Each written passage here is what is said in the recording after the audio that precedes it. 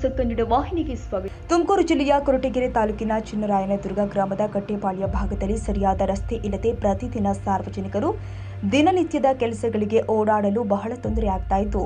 ಮಳೆ ಬಂದರೆ ನದಿಯಂತೆ ಈ ರಸ್ತೆಯಲ್ಲಿ ನೀರು ತುಂಬಿ ಹರಿಯುತ್ತೆ.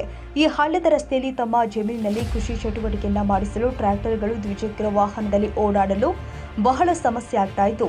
ಹಲವು ವರ್ಷಗಳಿಂದಲೂ ಕೂಡ ಇದರ ಬಗ್ಗೆ ಸಂಬಂಧಿಸಿದ ಜನಪ್ರತಿನಿಧಿಗಳಿಗೆ ಹಾಗೂ ಸಂಬಂಧಪಟ್ಟ ಇಲಾಖೆ ಅಧಿಕಾರಿಗಳಿಗೆ ತಿಳಿಸಿ ಹಲವು ಬಾರಿ ಮನವಿ ಮಾಡಿಕೊಂಡಿದ್ರೂ ಕೂಡ ಇದುವರೆಗೆ ಯಾವುದೇ ಪ್ರಯೋಜನವಾಗಿಲ್ಲ. ಬಂದಾಗ ಬರೀ ಆಶ್ವಾಸನೆಗಳು ನೀಡಿ ಹೋಗ್ತಾರೆಯೇ ಹೊರತು ಇದುವರೆಗೂ ಯಾರೂ ಕೂಡ ಕಾರ್ಯಗತಗೊಳಿಸಿಲ್ಲ ಅಂತ ಕಟ್ಟೆಪಾಳ್ಯದ ವಾಸವಾಗಿರುವ ಸುಮಾರು 18 ಕುಟುಂಬದವರು ತಮ್ಮ ಸಮಸ್ಯೆಗಳನ್ನು ಚಿನ್ನರಾಯನದುರ್ಗ ಗ್ರಾಮಕ್ಕೆ ಕಾರ್ಯನಿಮಿತ್ತವಾಗಿ ಆಗಮಿಸಿದ ಗೃಹ ಸಚಿವರ ವಿಶೇಷ ಅಧಿಕಾರಿಗಳು ಆಗಿರುವಂತಹ ಡಾಕ್ಟರ್ ನಾಗಣ್ಣ ಹಾಗೂ ಕೊರಟಗೆರೆ ತಾಲೂಕಿನ ತಹಶೀಲ್ದಾರ್ ಮಂಜುನಾಥ್ ಅವರೊಂದಿಗೆ ಹೇಳಿಕೊಂಡಿದ್ದಾರೆ. ಕಟ್ಟೆಪಾಳ್ಯ ಭಾಗದ ಜನತೆಯ ಸಮಸ್ಯೆಯನ್ನ ಆಲಿಸಿದ ಡಾಕ್ಟರ್ ನಾಗಣ್ಣ ಹಾಗೂ ತಹಶೀಲ್ದಾರ್ ಮಂಜುನಾಥ್ ಅವರು ಸ್ಥಳಕ್ಕೆ ದ್ವಿಚಕ್ರ ವಾಹನದಲ್ಲಿ ಭೇಟಿ ಕೊಟ್ಟು ಸ್ಥಳವನ್ನ ಪರಿಶೀಲಿಸಿದ್ದಾರೆ.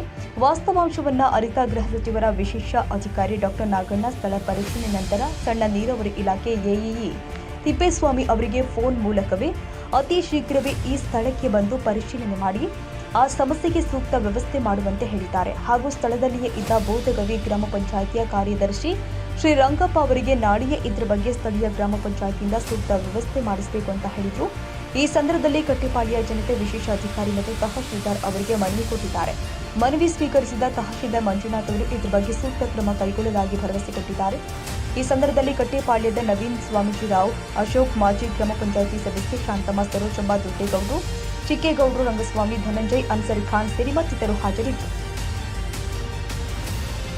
ತಾಜಾ ಸುದ್ದಿಗಾಗಿ ಎಂಟಿವಿ ನ್ಯೂಸ್ 24x7ಗೆ ಸಬ್ಸ್ಕ್ರೈಬ್ ಮಾಡಿ ಮತ್ತು ಬೆಲ್ ಐಕಾನ್ ಅನ್ನು ಒತ್ತಿ. ತಪ್ಪದೇ ಲಿಂಕ್ ಶೇರ್ ಮಾಡಿ.